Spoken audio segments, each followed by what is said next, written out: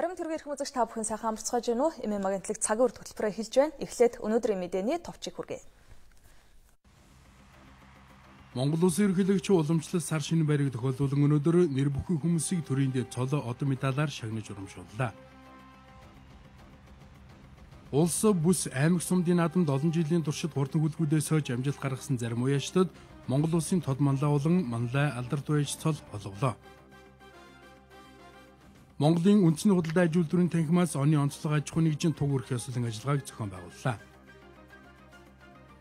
Орон сууц худалдан авах хүсэлтэд иргэдийн урьдчилгаа төлбөрийн 50%-ийг нийслэлээс хариуцах журам батлана. Ахмадын чөлөөт холбооноос ахмад насны тэтгэврийн зээлийн хүүг өндөр байна хэмээн өнөөдөр улсын хурал засгийн газар дүргэл гомдол хүргүүллээ. Бүгд найрамд гарчилсан Солонгос ард улсын эрх баригчид Америк нэгдсэн улсад хандаж хойд Солонгостой хүний эрхийн зөрчлийн тухай бахарууд зохион байгуулах төлөвлөгөөнөөсөө татгалзахыг уриалсан байна. Украины зүүн нутагт фронтын шугамаас сүргэлдэгч талууд байлдааны хүн зэвсэг техникээ татаж эхлэх хэсгийг олон улсаар анхааралтай ажиглаж байна. Монгол Улсын ерөнхийлөгч элбэгдорч уламжлал ёсоор сар шинийн баярыг тохиолдуулан өнөөдөр нэр бүхий хүмүүсийг төрийн дэд одон медалаар шагнаж урамшууллаа. Тэдний дунд Сумогийн 69 дахь удаагийн их аврах Хакхо даваа жаргал Хөдөлмөрийн Баатар цол хүртлээ. Энэ бол Монгол Улсын түүхэнд аав хүү хоёр Хөдөлмөрийн Баатартай болсон түүхэн үйл явдал байлаа.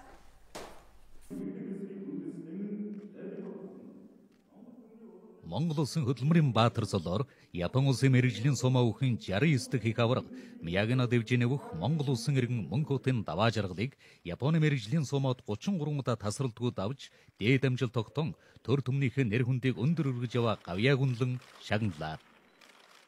Монголын түүхийг бичлэлцэж буй багш эмч, малчин барилгачин, эрдэмтэн, архитектор, инженер, хэлчин, тамирчин, дасгалжуулагч, удирдаач, дархан зэрэг олон салбарын гавьяат үлсийн эзэд иргэд маань төрийн эрхэм дээд цол одон медаль хүртэж байна.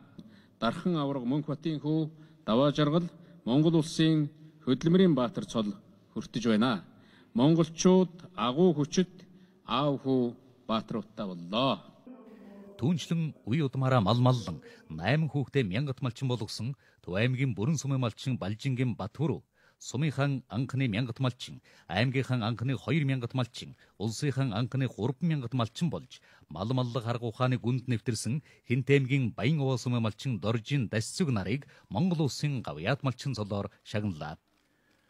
Монгол улсын аж үйлдвэрийн гавьяат ажилтан цолоор Улаанбаатар дулааны сүлжээ төрийн өмчит хувьцат компани дулааны инженер Ловсон Гомб, Баянулаг аймгийн Аватекс Хайнар компани зөвлөх инженер Халифа, Монгол улсын байгаль орчны гавьяат ажилтан цолоор байгаль орчин ногоон хөгжлийн яамны ахмад ажилтан Баатар Сүрэнг, Монгол улсын гавьяат барилгагчин цолоор Алтан дуулаг компани зөвлөх архитектор Ловсон Дорж, Сонгон хайрхан дүрэн 32 дугаар орооны иргэн Ахмад Хэлчин Самдан Довжид, Дархуул аймгийн Дархан урд харш компани ерөнхий инженер Ахмад барилгагчин Баатар Жав, Монгол улсын гавьяат тамирчин цолоор Япон улсын мэргэжлийн сумогийн их авраг Ананд, нийслэлийн 18 дугаар сургуулийн зөвлөх багш уулын спортын ахмад тамирчин Санжаагийн Заяа нарыг тус шагналаа.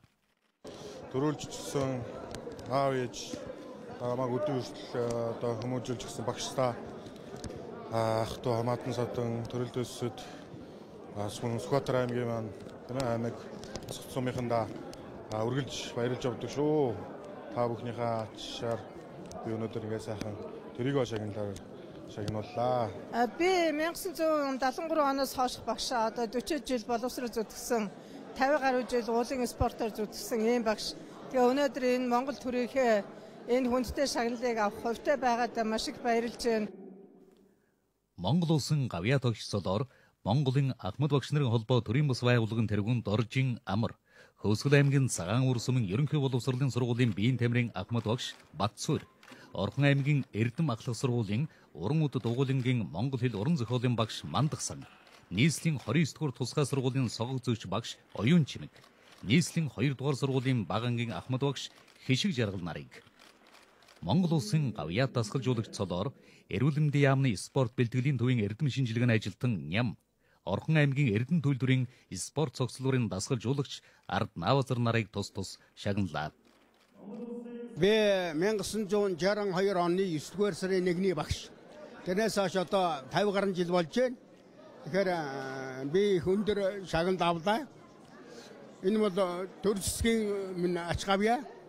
Миний олон мянган шавь нарын одоо ач гавья гэж хэлж байна. Би 1970 оноос одоо 12 настай энэ бүхий спортод анх хөдөлмөр нийгэмлэг гэж байсан. Тэр хөдөлмөр нийгэмлэгийн одоо багш Чанхор Намшир багшийнхаа одоо гар дээр анх одоо 5 дугаар ангийн хүүхэд очиж байсан. Тэр үеэс л одоо би энэ биеийн дамжуулалт спортын салбар зүтгэх эхлэл маань тавигдсан юм аа. Монгол улсын соёлын гавьяа зүтгэлтэн цолоор Дундгой аймгийн Алтад цагаан тулгаа компани дархан Пүрвийг, Монгол улсын урлагийн гавьяа зүтгэлтэн цолоор Баян Монгол чуулган удирдаач Бадам хандын Нямдоржийг, Монгол улсын хүний гавьяа тэмч цолоор Арган аймгийн Өгөөнүр сумын эрүүл мэндийн төвийн эхэмч Галуудархыг, Монгол улсын шинжил ухааны гавьяа зүтгэлтэн цолоор Шинжил ухааны академийн газар зүйн хүрээлэнгийн салбарын эрхлэгч Базар Гүрийг, Монгол улсын эрүүлийн хамгаалахын гавьяат ажилтан цолоор Баян аймгийн эрүүл мэндийн газрын ахмад ажилтан Омбсөрөнг, хөдөлмөрийн гавьяаны Улаандаг одонгоор Япон улсын мэргэжлийн сумогийн Такасаго дэвжээний бүх Бадарчин Дашням, хан улдуургийн 15 дугаар хорооны иргэн чөлөө туран бүтээлч Цэгмэдийн Төмөр хуйг нарыг тус шагналаа.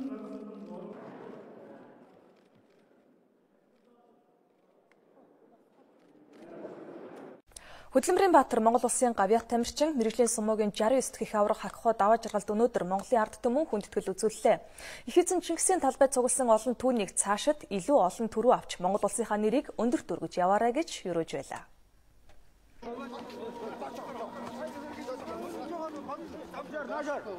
Сумогийн түүхэнд тодор бичигдэх энэ амжилтыг үзүүлэхийн тулд тэрээр ердөө 8 жил барилдсан бол 32 төрүүлээд байсан домогт их авраг тайхоо 11 жилийг зарцуулсан байдаг юм а.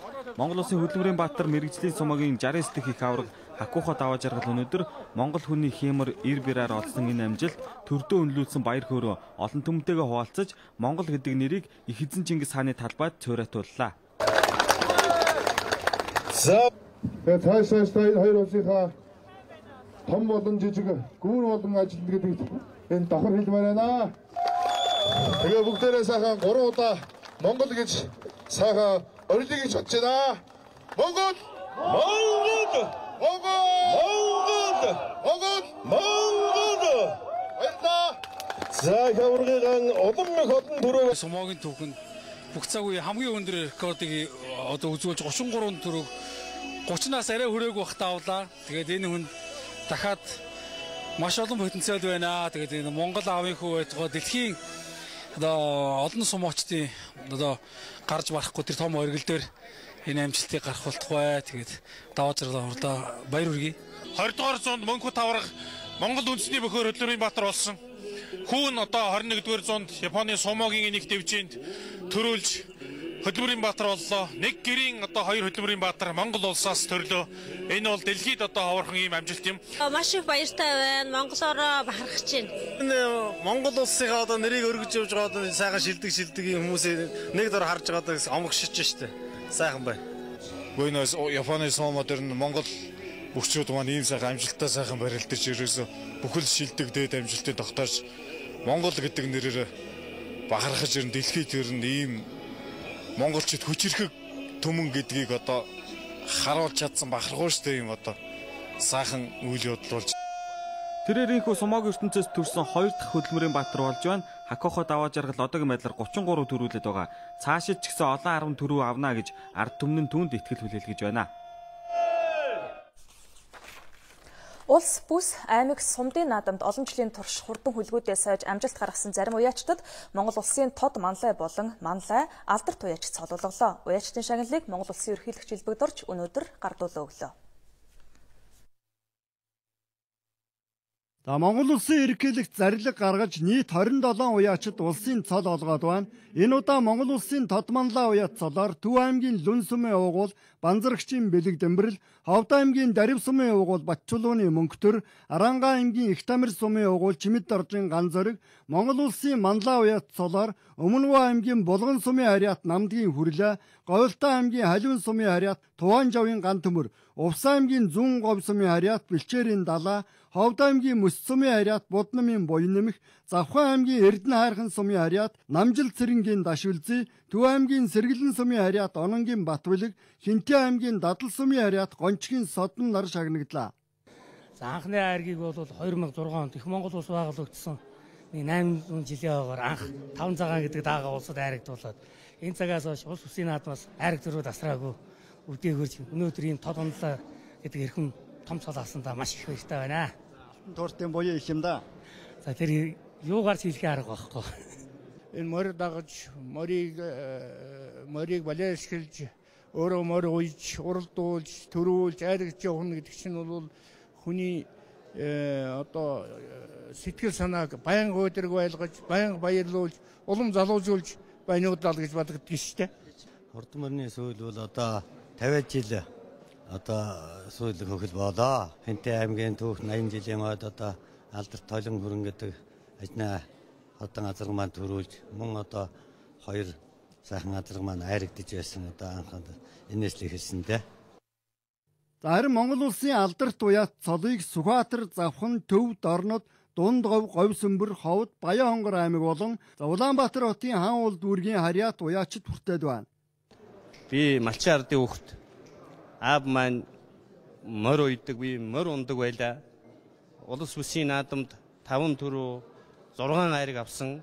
Энэ бол одоо Монгол төмний буян заяа, малчин хүмүүсийн буян заяа. Би 30 жил морь уйж байгаа юм байна. Морь уйна гэдэг чинь орон ер нь гэрээрээ ажиллана шүү. Тэгээд унаа шүүхэд мөнхөд бүх юмтайгаа уяат холбоотой ажиллаж амжилтанд хүрэх шүү. Тэрээс амархан тийм юм гэж байхгүй л дээ тий. Нийт 18 жил морь уйлаа. Өнөөдөр Монгол улсын алдарт эдийн цол авсанд баяртай байна. Чиний айрыг дөрөв хүртэж байна да. Улс бүсийн дөрөв төрөөр Монгол улсын алдарт болж байна. Улс бүсийн 9 айрагтай.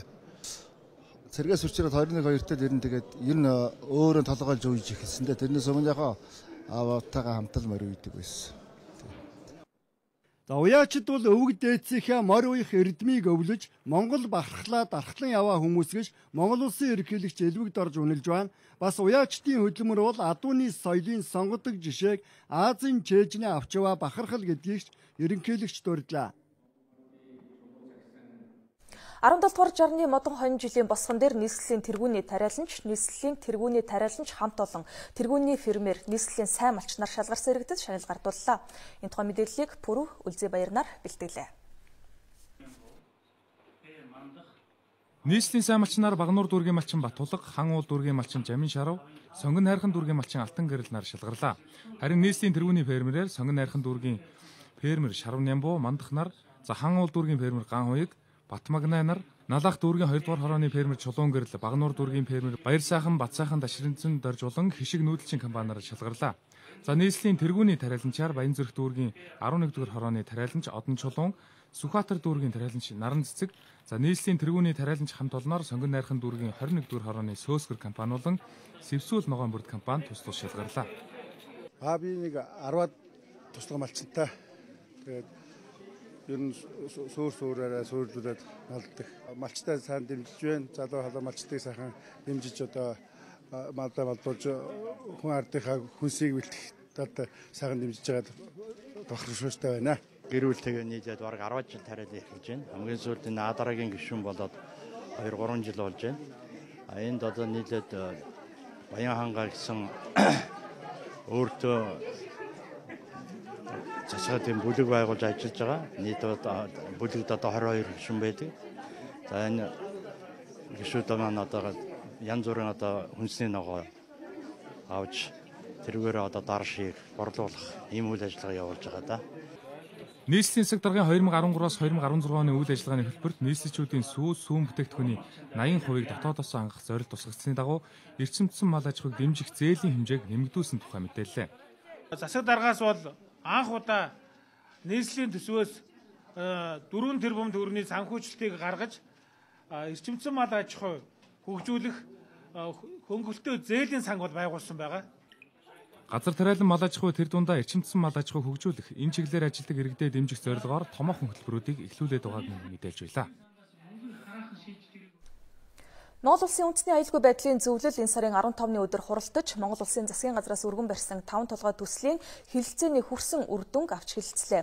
Хэлэлцээрээр нийтдээ 350 орчим асуудлыг хөндөж үндсэндээ тохиролцсон. Ойрын хугацаанд нэг талаас хөрөнгө оруулагчид, нөгөө талаас Эрдэнэс 5 толгой компани, Монголын төмөр зам төрийн өмчит хувьцаат компаниудын хооронд хэд хэдэн гэрээ хийх шаардлагатай байгааг Монгол улсын сайд инх сайхан хэлсэн үгэндээ тэмдэглэлээ. Хэлэлцээний хугацаанд консорциумын талтай нийтдээ 26 удаагийн уулзалт хийсэн байна. Замун ажлын хэсгийн дэд ахлагч хөрөнгө оруулалтын газрын дарга Жавхланбаатар засгийн газрын төвшөнд хийгдэх хөрөнгө оруулалтын гэрээ болон концессийн гэрээний төслийн талаар дэлгэрэнгүй танилцуулга хийсэн байна. Ингээд үндэсний аюулгүй байдлын зөвлөлөөс Монгол улсын засгийн газарт зөвлөмж гаргалаа. Зөвлөмжөөр улсын хурал засгийн газрын тогтоол шийдвэрийн уялдааг сайжруулж, төслийг саадгүй хэрэгжүүлэх, хөрөнгө оруулалтын гэрээг байгуулах, за иргэдэд олгосон Эрдэнэс 5 толгой компанийн хувьцааг эдийн засгийн эргэлтэнд оруулах хэлэлцээний явц үр дүнг улсын хурал болоод олон нийтэд танилцуулж байх үүрэг өгсөн байна.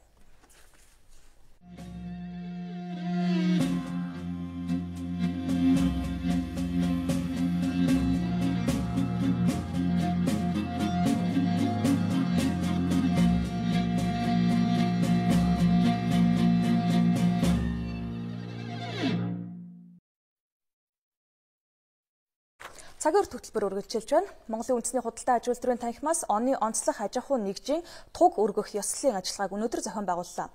Худалдаа аж үйлдвэрийн танхимд манай улсын шилдэг 3000 гаруй компани гишүүнчлэлтэй байдаг. Эдгээр компаниудаас улс орныхоо хөгжилд хамгийн их хувь нэмэр оруулсан 10 компанийг зарлалаа.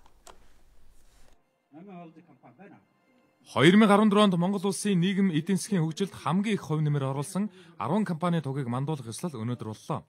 Сар шинийн баярын өмнө оны онцлог 10 аж ахуйн нэгжийн тугийг худалдаа аж үйлдвэрийн танхимын гадна бүтэн жилийн турш мандуулдаг уламжлалтай. Энэ удаагийн дээд шагналд Гран Пригийн эзнэр Инвэцэ компани шалгарлаа. Инвэцэ компани Монгол улсын өндөгний импортыг 90 гаруй хувиар бууруулж чадах үндэсний үйлдвэрийн төслийг эхлүүлснээр тэргуун байрыг хүртжээ. Авсан үзүүлэлт бол мэдээж бүтээн байгуулалтын хэмжээ байгаа. 20 гаруй сая долларын бүтээн байгуулалт хийсэн 4 тэрбум гаруй төгрөгийн татврын орлого оруулсан өнгөрсөн жил мөн үйлдвэр маань өөрөө импортыг бас 40-оос 50% буурууллаа. Үйлдвэр орсноос хойш бодитоогоор өндөгний өртөг 30 орчим хувиар буурлаа. За мөн орон нутаг 100 гаруй ажлын байр бий боллоо гэд ийм үзүүлэлтээр бол Гран При шагналыг авлаа. 2014 оны онцлог аж ахуйн нэгжүүдээр Апо хувьцаат компани, Бишрэлт, Витапит, Макс Групп, Мобиком корпорац, Номин Констракшн, Тесо компани, Энержи Ресурс, Эрдэнэт үйлдвэр шалгарлаа. Оны онцлог аж ахуйн нэгжийн нэг Макс Группийн хувьд 1800 орчим жижиг дунд үйлдвэрлэгчтэй хамтран ажиллаж дэмжлэг үзүүлжээ. Энэ 2014 онд бид хүн одоо орчин үеийн тоног төхөөрөмж одоо тоноглогдсон одоо шилний үйлдвэрийн нээлээ мөн одоо зүүн аймагт одоо том бүтээн байгуулалт гэж одоо замын ажил тэнд одоо хамжилтаа сайн хийлээ. Мөн одоо бид хүн одоо жижиг дунд бизнес эрхлэгч одоо 1800-аад аж ахуйн нэгжүүдтэй одоо хамтарч ажиллаж одоо бизнесийн үйл ажиллагааг дэмжиж байгаа одоо хамтарч ажилладаг гэсэн үг. Манай улсад 10 саяас дээш орлоготой 20 гаруй мянган компани байдаг. Харин Монгол улсын төсвийн 90 гаруй хувийг бүрдүүлдэг 400-га томоохон компани бий. Энэ дундаас хамгийн хүнд ачааг үрж яваа үндэсний компаниудаа алдаршуулж байгааг хэлж байна.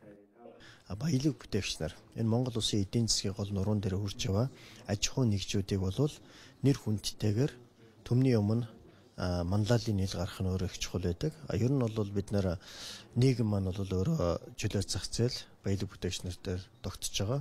Үүний цаана бол ганц компани хийсэн бол үнийг хийгээгүй. Тэр компанид ажиллаж байгаа хэдэн мянган ажилчдын хамтын бүтээл, хамтын хөдөлмөр байгаамаа. Өнгөрч 2014 онд засгийн газар үндэсний үйлдвэрлэлийг хүчтэй дэмжсэн хууль эрхцэн орчингч анхаарсан гэж Монгол үндэсний худалдаа аж үйлдвэрийн танхимаас мэдээлж байлаа. Өнгөрсөн сард анагаахын шинжилгээ ухааны үндэсний их сургуулийн дэргэд эрдэм шинжилгээний цөм лаборатори байгуулагдсан. Ашиглалтанд ороод сар хүрээгүй байгаа хэдий ч тус лабораторид аль хэдийн манай улсын эрүүл мэндийн салбарт томоохон дэвшил гаргах үйс 4 том судалгааны ажлыг эрдэмтэд эхлүүлжээ.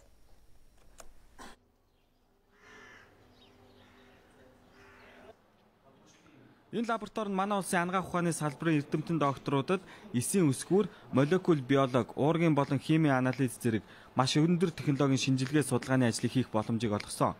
Энд одоогоор 4 томоохон судалгааны ажил хийгдэж байгаагийн нэг нь доктор Сарантуяа Жамбалдарч нарын санаачилсан праймер төсөл төслийн лабораторийн шинжилгээний ажлыг бэлэг сайхан доктор хариуцсан ажиллаж байгаа юм байна. Энэ ажлын үр дүнд удамшлын эмгэгийн онцлогоог хийхэд хамгийн гол үүрэгтэй маш өндөр үнэтэй праймер гэдэг бодисыг бид дотооддоо үйлдвэрлэдэг болох юм байна. Манай оронд цонхилон тохиолддог удамшлын эмгэгүүдийг онцлогооны иж бүрдлүүдийг хийх бололцоотой болно. Ингэснээр удамшлын эмгэгүүдийг өөрийн лабораторид онцлно. Ингэснээр өөр бусад улс орнууд руу явуулахгүйгээр энэчнээ онцлох бололцоог бид нарт олгож байгаамаа. Өөр нэг сонирхолтой судалгааны ажил бол цөм лабораторийн эрдэмтдийн өөрсдийн санаачлан хэрэгжүүлж байгаа илэгний С вирусын онцлогыг үйлдвэрлэх төсөл. Элиза Кит гэх онцлогыг манайхан одоогоор гаднаас авдаг өртөг зардал нь 200 мянга орчим төгрөг болдог юм байна. Үүнийг дотооддоо хийдэг болсноор онцлогооны зардлыг бууруулах боломжтой юм а. Манай Монгол оронд бол БЦ вирусын тархалт бол маш өндөр явж идэг. Тийм учраас бид нар энэхүү китийг бол өөрийн эх орны нөхцөлд хямд төсөр үнэтэй энэхүү китийг үйлдвэрлэх бол бидний судалгааны ажлын гол зорилго болж байгаамаа. Элиза Китийг дархлаажуулсан хулганы илэгний Б вирус мелама хавдрийснээс гаргаж авах юм байна. Ийм нарийн шинжилгээ судалгааг өмнө нь манай улсад хийх боломжгүй байсан боловсрол соёл шинжлэх ухааны яамны 4.4 тэрбум төгрөг, анагаахын шинжлэх ухааны үндэсний их сургуулийн өөрийн төсвийн 1 тэрбум төгрөгийн хөрөнгөөр орчин үеийн өндөр чадлын лабораторитой болсноор анагаах ухааны салбарыг шин түвшинд гаргах эрдэм шинжилгээний ажлыг хийх боломжийг эрдэмтдэд олгоод байна. Францын Бисси муж махны гарт сайтай өндөр ашиг шимтэй лимузин үйлдвэрийн үхрээр алдартай нэг ийм үхэр дунджаар 590 кг татдаг байна. Лимузин үйлдвэрийн үхэр Франц улсаас Монгол улсад экспортлогдсон анхны үйлдвэр юм байна. Бисси мужид лимузин үйлдвэрийн үхрийн фермерийн аж ахуй эрхэлдэг Шантон Терри мужийнхаа хүн амын хэрэгцээг хангаж ирсэн байна. Бисси мужид бүр 50-ад оны үеэс ил аргаар ураан олборлож байсан уурхаан муж нутгаа. Тэгвэл өнөөдөр энд газар тариалан хөдөө аж ахуйн чиглэлээр мужийн иргэд аж ахуй эрхлэн өрхийн амжиргаагаа дэвшлүүлэх болсон байна. Манайх лимузин үйлдвэрийн 170 үнэтэй 450 үхэр 250 толгой хонтой. Бид гэр бүлийн хүрээнд аж ахуй эрхэлж харин зах зээлд бүтээгдэхүүнээ нийлүүлэхдээ хоршооллын журмаар ажилладаг. Манай Бисси муж хөдөө аж ахуй газар тариалан тохирсон сайхан нутаг. Бид хадлан тижээлээ бэлтэх өөрийн гэсэн тариалтын газартаа. Лимузин үйлдвэрийн нэг үхэр дунджаар 590 кг амьдын жин татдаг учраас ашиг шим өндөртэй байдаг юм а. Лимузин үйлдвэрийн үхрийн мах Франц улсад хамгийн сайн чанарын маханд тооцогддог. За тэр чухаараа өндөр үнэтэй байдаг. Бисси мужаас гасварт компани анх 25 тугал авч Монголд нутагшуулсан байна. Бид Улаанбаатар хотод үхрийн үзэсгэлэн ярмагт оролцож лимузин үйлдвэрийн анх танилцуулж байсан. Энэ үеэс Сэлэнг аймаг дэх гачуурт компани фермерийн аж ахуйд 25 цэвэр үйлдвэрийн тугал нийлүүлсэн. Энэ үеэс Сэлэнг аймаг дэх гачуурт компани фермерийн аж ахуйд 25 цэвэр үйлдвэрийн тугал нийлүүлсэн нь Монголын цаг агаарт их сайн тассан байна лээ. Ер нь лимузин үйлдвэрийн үхэр өөр үйлдвэртэй сайн тасан зогсдог, ямар ч цаг агаар тэсвэртэй, махны өндөр ашиг шимтэй үйлдвэрээ. Бид цаашид Монгол үхэртэй эрлийцчүүлж махны гарцыг нэмэгдүүлэх зорилт тавьж байгаа. Фермерийн аж ахуйн үйл ажиллагаатай Дорногов аймгийн иргэдийн хурлын төлөөлөгчид танилцлаа. Аймгийн хүн амын хэрэгцээг хангах өндөр ашиг шимтэй аж ахуй хөгжүүлэх зорилт тавьж байгаа учраас өндөр хөгжилтэй орны туршлагаас суралцах зүйл их байсан юм а. За гэр бүлийн фермер эрхлэгчид лимузин үйлдвэрийн үхрээс гадна мөн хонь өсгөн үржүүлдэг. Монгол хоньыг бодвол хүзүү чац урттай энэ хонь ноос нолрын ашиг өгдөггүй ч сүүний гарц өндөртэй юм байна. 95 оноос хойш фермер эрхэлж байгаа энэ айл бусад өрхөөтэйгээ нийлэн хоршоолын журмаар ажиллаж хөдөө аж ахуйн гаралтай бүтээгдэхүүний зах зээлд нийлүүлж ирсэн байна. Манай улсын дүрслэх урлагийн уран бүтээлчид дэлхийн хамгийн том дүрслэх урлагийн наадамд анх удаа оролцохоор боллоо. Монгол улсыг Венецийн дүрслэх урлагийн наадамд оролцуулах түүхэн төслийг нийслэлийн засаг дарга бөгөөд Улаанбаатар хотын захирагч Батуул дэмжиж ажиллахаар болсон байна. Венецийн Биеннале буюу олон улсын дүрслэх урлагийн хамгийн том фестивал ирэх 5 дугаар сард болох гэж байна. 150 жилийн туршид дэлхийн олон орны хамгийн авиаслаг уран бүтээлчид үзэсгэлэнгээ дэлгэж ирсэн энэ наадамд Монгол улсаас анх удаа оролцох гэж байна. За Монголын дүрслэх урлагийн салбар цаашлбал Монгол улсыг оюунлаг талаас нь дэлхийд сурчлах томоохон боломж гэж үзэж байгаамаа. Одоо энэ арга хэмжээнд дээр жишээлбэл 2013 онд гэхэд 7100 сэтгүүлч, олон улсын сэтгүүлчид, тэгээ 330 олон улсын телевизийн станц ажилласан байгаа юм. Тийм их төвлөрөл бол ямар ч боломжгүй байдаг тий. Одоо ихэнхдээ л одоо тийм авчрах боломжгүй. Тэгэхээр тийм том анхаарлын төвд очих одоо боломж үүсэж байгаа. Тэгэхээр энэ бол их чухал асуудал гэж бодож байна. Улаанбаатар хотын дарга Батбол дэлхийд хамгийн нэр хүндтэй дүрслэх урлагийн уралдаан болох Венецийн Биенналд Монгол уран бүтээлчдийг анх удаа оролцуулах төслийг дэмжин ажиллахаар болж Монголын томоохон бизнесийн байгууллагуудыг энэ төсөлд санхүүгийн дэмжлэг үзүүлэхийг уриалан тэдний дэмжлэгийг авч чадсан байна. За нийтдээ 20 гаруй үндэсний компани хандив өргөжээ. Өмнө нь санхүүгийн бэрхшээлээс болж Монголын уран бүтээлчид фестивалд оролцож чаддаггүй байсан байна. Хамгийн их жуулчд цуглардаг дэлхийн хамгийн том хотуудыг бол дандаа тийм хувь хааны гэр бүлийнх нь тодорхойлж явжсан бол орчин үеийн Нью-Йорк ч юм уу Токио ч юм уу энэ хотуудад хотын захиргаа тэгээд ялангуяа засаг даргын таман газар ямар бодлоготой явж исэн захирагч нь ямар бодлоготой явж исэн гэдэг маш чухал байсан. Тэгэхээр Батбол дарга бол Улаанбаатар хотыг хөгжүүлэхэд дүрслэх урлагийн салбар зөвхөн хідэн зураг үлгөө зогсох биш шүү дээ, тийм ээ. Олон улс таниулаа тэгээд олон улсаас хүмүүс аялж явуулдаг Улаанбаатар руу татахтэй тийм боломжтой. Монгол улс анхудаа дэлхийн дүрслэх урлагийн хамгийн том фестивалд оролцох ажлыг дэмжсэн нийслэлийн засаг дарга Батбол алдарт Beatles хамтлагийн John Lennon эхнэр Yoko Ono баяр хүргэж захаа бичээд видео мэдлэгээ болсон байна. Beatles-ийн шүтэн бишрэгч байсан социализмын үед дуугаар нь дамжуулж залуучуудад ардчлал эрхчлөөний уур амьсгалыг түгээж байсан Beatles-ийн хөвшөөг Улаанбаатар хотод санаачлан босгосон зэрэг түүхээр нь бахархаж байна. Мөн Монголын дүрслэх урлагийн уран бүтээлчдийг дэмжиж байгаад чин сэтгэлийн талархал илэрхийлье. Дэлхийн хамгийн алдартай уран бүтээлчдийн нэг тооцогддог Yoko Ono сүүлийн үед монголчуудыг Венецийн Биенналд оролцуулах төслийг зохион байгуулагч Монголын орчин үеийн урлагийг дэмжих холбоотой хамтран ажиллаж байгаа байна.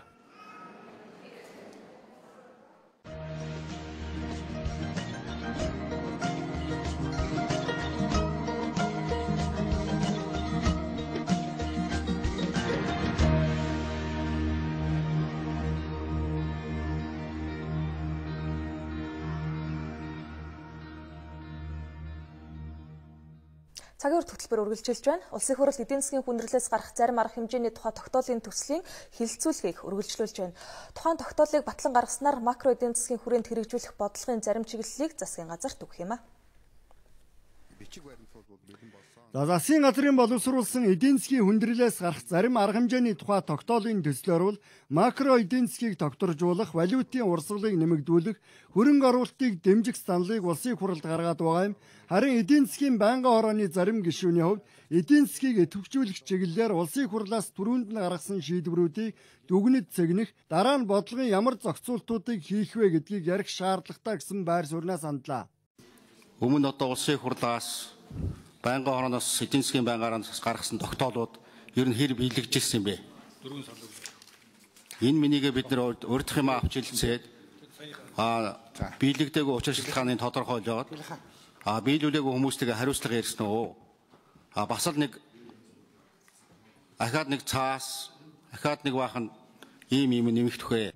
Засгийн газар чиглэл өгөх тогтоолын төслийн нэг гол зохицуулалт нь цаашид дэд бүтцийн томоохон төслүүдийг хэрхэн хэрэгжүүлэх үү гэдэг чиглэж байна. Тухайлбал эгийн голын усан цахилгаан станцыг хэдийд барьж байгуулах боломж бүрдэх тухайд эдийн засгийн байнгын хорооны хуралдааны үеэр харагдлаа. Хичнээн сая доллараар энэ барих юм эгийн голын станцыг энэ бас сонирхол дагуулж хуучин бол бас 20 жилийн өмнө өндөр тоол яригдчихсэн. Тэг яриад байдаг нэг бүтдгүү ярьсаар байгаад нөгөө 100 жил болно гэж бараг болох нь шүү дээ. Энэ станцын байгаль орчинд үзүүлэх нөлөөний талаар бол нэлээд маргаан яриа бол байдаг. Энэ төслийн бэлтгэл ажил бол ингээд нэлээд явж сайн урагшилж байгаа. Тэгээд хөтөлбөртөө бол төслийнхээ энэ бэлтгэл ажлыг хангаж энэ ажлыг л 16 онд багтааж эхлүүлэе гэж орж байгаа.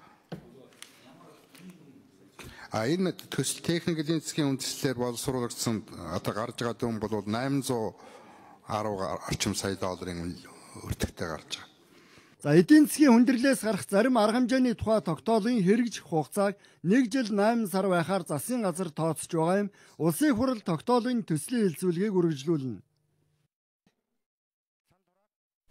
Байр худалдаа авах хүсэлтэй иргэдийн урьдчилгаа төлбөрийн 50%-ыг буцалтгүй тусламж хэлбэрээр нийслэл хариуцах журам батална. Энэ нь гэр хорооллын дахин төлөвлөлтийн хүрээнд баригдаж байгаа орон сууцнаас худалдаа авалт хийвэл урьдчилгаа төлбөрт нь дэмжлэг үзүүлнэ гэсэн үг. За ингэснээр байрны урьдчилгаа төлбөр нь хүрэлцэхгүй байгаа иргэдийн 79% нь бодит дэмжлэг болж чадна гэж нийслэлийн удирдлагууд үзэж байгаа юм байна. Монгол банк банкнуудын холбооноос гарсан судалгаагаар орон сууцны 8% зээлд хамрагдах хүсэлтэй иргэд 30% урьдчилгаа төлбөр төлсөн байх шалгуур тавьсан. Гэтэл байр авахар сонирхож байгаа 11,800 гаруй төрийн албан хаагчдын дунд судалгаа хийхэд тэдний 57% нь урьдчилгаа төлбөрийнхөө 10%-ийг, 8% нь урьдчилгаа төлбөрийнхөө 20%-ийг, дөнгөж 4% нь л 30%-ийг нь өгч чадна гэж хариулсан байна. Тиймээс нийслэл урьдчилгаа төлбөрийн 50 хүртэл хувьд буцалтгүй дэмжлэг үзүүлдэг байх юм а. За дэмжлэг урьдчилгаа төлбөрийн 50 хүртэл хувийн дутагдaltaа бусад шалгуурыг хангасан тохиолдолд тухайн албан хаагч нэг удаа буцалтгүй тусламжийн хэлбэрээр олгох бөгөөд банк төрийн албан хаагч Улаанбаатар орон сууцны зам болвол гурвалсан хэлбэрээр орон сууцны гэрээ байгуулах ийм одоо хэлбэрээ зохион байгуул. Тэгэхээр урьдчилгаа төлбөрийнхаа 50% нь хот, 50% 50 хүртэл хувийн одоо иргэн өөрөө шийдвэрлэх. Ингээ 30% шийдчих юм бол зээлэнд хамрагдаад явах нөхцөл бүрдүүлэх зорилготой. Орон сууцны урьдчилгаа төлбөрийн дэмжлэг авах иргэд тодорхой шаардлага хангасан төрийн албан хаагчид байхаар төлөвлөжээ. Үүнд гэр хорооллын дахин төлөвлөлтийн хүрээнд баригдаж байгаа орон сууцнаас сонголт хийх, мөн худалдаа авах орон сууц нь 80-аас дээшгүй квадрат метр талбайтай байх юм байна. Гэхдээ заавал анхны орон сууц байна гэсэн заалт байхгүй, тухайн хүн хэддэгч орон сууцаа авч байж болох юм байна. Нийслэлийн системд ажиллаж байгаа төрийн албан хаагч байх ёстой. Гэр хорооллын дахин төлөвлөлтийн хүрээнд баригдсан орон сууц байгаа. Яагаад гэр хорооллын дахин төлөвлөлтийн хүрээнд баригдаж байгаа гэхээр бид нар гэр хорооллын дахин төлөвлөлтийн төслийг гаргаж хэрэгжүүлээд тодорхой үр дүнгууд гарсан, орон сууцнууд баригдсан. 4 сарын 1 гэхэд нэлээд орон сууцнууд орох болж байгаа үүнийг борлуулалтын дараа дэмжих байгаа. Нөгөө талаар энэ дахин төлөвлөлтийн төсөл хэрэгжүүлж байгаа аж ахуйн нэгжүүлэг борлуулалтаар нь дэмжих юм бол цаашдаа хурдтай явах. Энэ хөрөнгөөрөө барьцаа тавьж энэ ажилд оролцож байгаа аж ахуйн нэгжүүдэд давхар дэмжих ийм одоо цикл арга хэмжээ байгаамаа. Улаанбаатар орон сууц сангаас төрийн албан хаагчдад орон сууцны урьдчилгаа төлбөрийн дэмжлэг үзүүлэхэд баримтлах журмыг хилцгэн зүйтэй гэж нийслэлийн иргэдийн төлөөлөгчдийн хурлын тэргүүлэгчид дэмжлээ.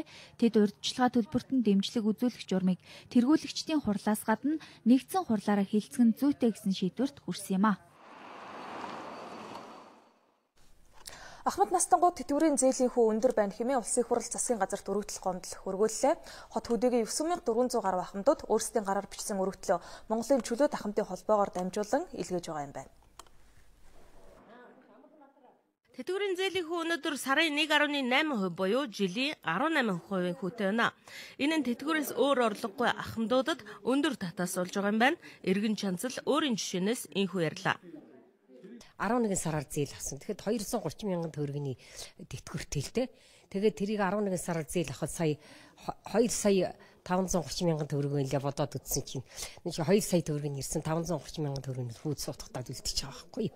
Тэгэхээр одоо 530 мянган төгрөг ч гэсэн биднэрт бас мөнгө л байна л дээ. Ахмадын чөлөөт холбооныхны судалснаар тэтгэврийн зээлийн хүүгээс банкуд жилдээ 46 тэрбум төгрөгийн цэвэр ашиг олж байна гэлээ. Ахмадууд тэтгэврээ урьдчилан зээлж ихэнхдээ оюутны төлбөр, эмчилгээ, баяр ёслолд зарцуулдаг юм байна. Манай тэтгэвэр авагчдын тэтгэврийн зээлийн хүү асар өндөр байна. Энэ дээрээс одоо манай Монгол улсын нийт тэтгэвэр авагчдаас банкуд жилдээ 46.9 тэрбум төгрөгийг хүүлж байгаа. Энэ хүүлж байгаа байдлыг одоо бид нар хүлээн зөвшөөрөхгүй байна. Ингээд ахмадууд энэ төсвөрлж болшгүй асуудлыг цаашид шийдэж өгөөч ээ.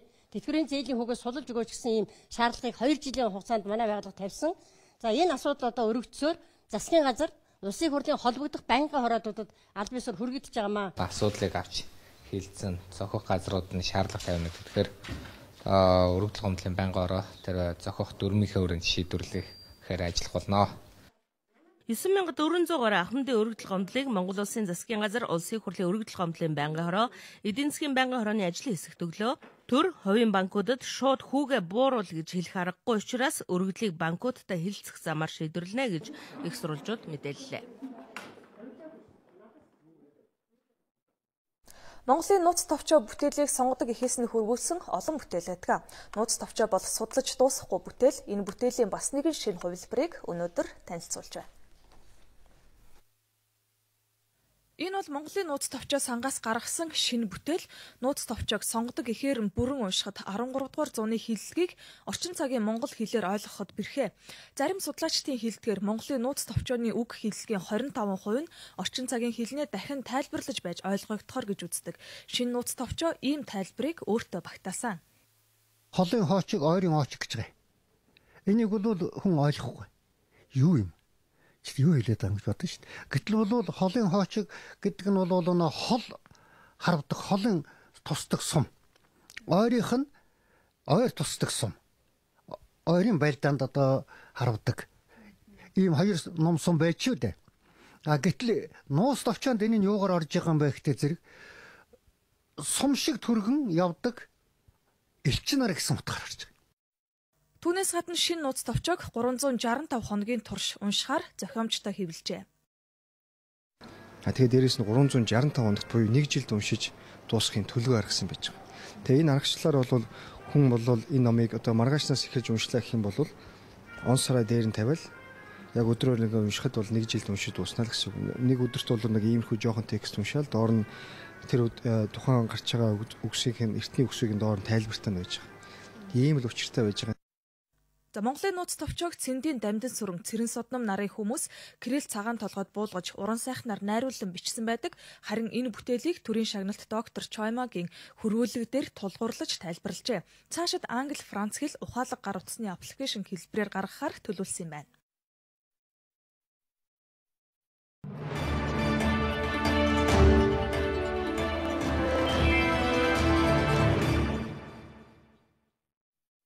Цагийн урт хөтөлбөр гадаад мэдээгээр үргэлжилж байна.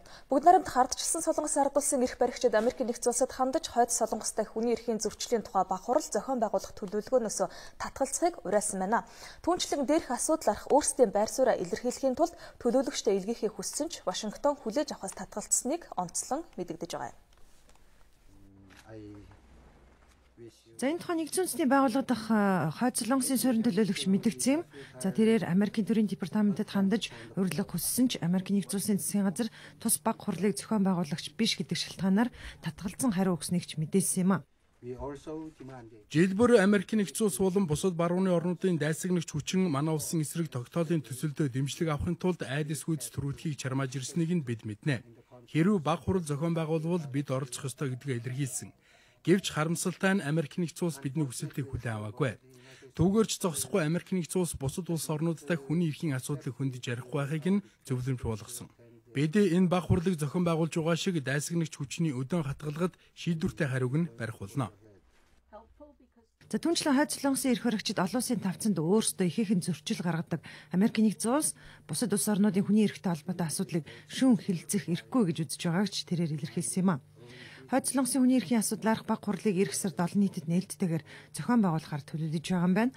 За одоогоор элтгэгчдийн нэрсийн жагсаалтанд хойд Солонгостой хүний эрхийн асуудал эрхэлсэн Америкийн нэгдсэн улсын тусгай ээлж төлөөлөгч Роберт Кинг багтаж байгааг Associated Press дамжуулж байна.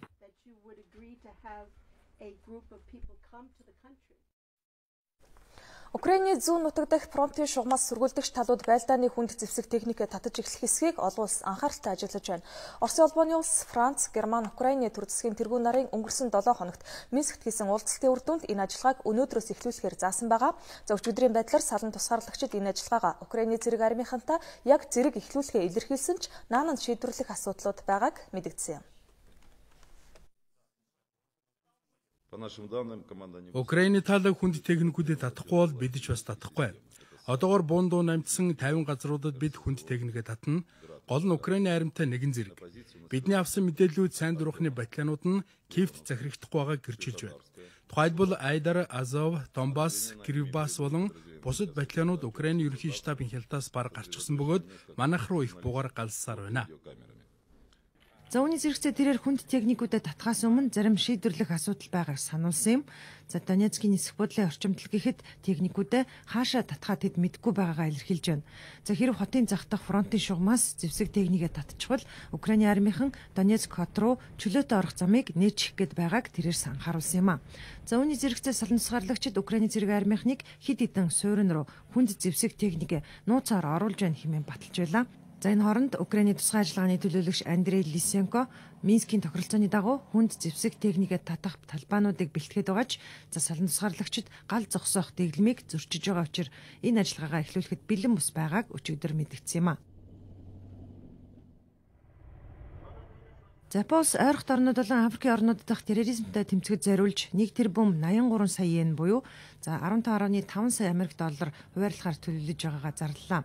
Японы гадаад хэргийн сайд Фумио Кисида өнөөдөр инхүү мэдгдсэн бөгөөд энэ шийдвэрээ Вашингтон хотноо ирэх 18-наас 19-ны өдрүүдэд болох терроризмтай тэмцэх олон улсын дээд хэмжээний уулзалтан дээр зарлахаа илэрхийллээ. Залалын бүлэглэлийн хэтаварчид Японы сэтгүүлч Кенжи Гото бизнес эрхлэгч Харуно Юкава нарыг барьцаалж цаазалсан төдийгүй Япончуудыг цаашдаж хороох болно хэмээн сүрдүүлж байсан юм. Үүнтэй холбоотойгоор Японы эрх баригчид улс орондоо төдийгүй хөлийн чанд дах иргэдийн аюулгүй байдлыг хамгаалах арга хэмжээгээ өндөрлжүүлж байна. NHK телекомпани мэдээснээр ойрхон орнууд болон Африкийн орнуудад Японы компаниудын 600 гаруй салбар байдаг юм байна. Зам өнөөдөр Канадын батлан амгалахын сайд Кени, Ирак дахь лалын ус бүлэглэлийн эсрэг агаарын цэргийн ажиллагаанд тус улс нийтдээ 98 сая Америк доллар зарцуулчихад байгааг зарласан байна. Өнгөрсөн оны 10 дугаар сард Канадын ерөнхий сайд Стивен Харпер лалын ус бүлэглэлийнхэнтэй тэмцэх олон улсын эвсэлд нэгдэхээ зарлаж парламентаас нь дэмжлэг үзүүлсний дагуу 11 дугаар сараас тэд агаарын цохилтууд өгч эхэлсэн юм а.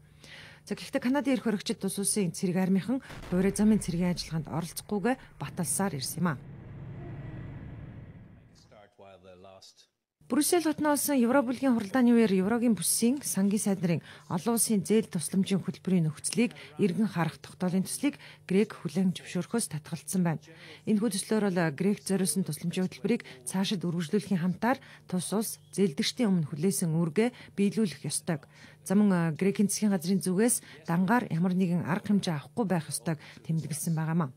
Харин Грек Евробүлгийн энэ санаачлагыг хүлээн авах боломжгүйгээ мэдгдсэн. За гэвч одоо байгаа хөтөлбөрийг сунгахгүйгээр эх сарын 1-нд хугацаанд дуусчих Европын тогтворжуулах сангаас хуваарлсан үлдсэн хөрөнгө мөнгийг Грек ашиглах боломжгүй болох юм а. За Унгарийн нийслэл Будапешт хотын Орос улбаны улсын ерөнхийлөгчийн тус улсад хийх гэж байгаа ажлыг эсэргүүцэгчдийн жигсаал цуглаан өчигдөр орой болсон байна. Оросын төрийн тэргүүн Владимир Путиний Унгарт хийх айлчлал өнөөдрөөс эхэлж байгаа бөгөөд жижиг Путин хэмээн унгарчуудын хочилдог ерөнхий сайд Виктор Орбантай уулзалт хэлэлцээг хийх юм а. Тиймээс жигсаалд оролцогчид улс орныг Путинчлэгээ зогсоо хэмээн ерөнхий сайд Орбанаасаа шаардцгааж байлаа. За өмнө нь тус улсад Германы канцлер ажиллах үеэр мөн л олон мянган хүн оролцсон эсэргүүцлийн жигсаал цуглаан болж ерөнхий сайд Виктор Орбан тэргүүтээ засгийн газрыг Европын эсрэг чиглэгдсэн бодлого баримталж байна хэмээн шүүмжилж байсан. За жигсагчид засгийн газраас Оросын талыг баримтсан бодлогоос татгалзаж Европын албаны зарчмуудыг дагахыг шаардаж байсан билээ.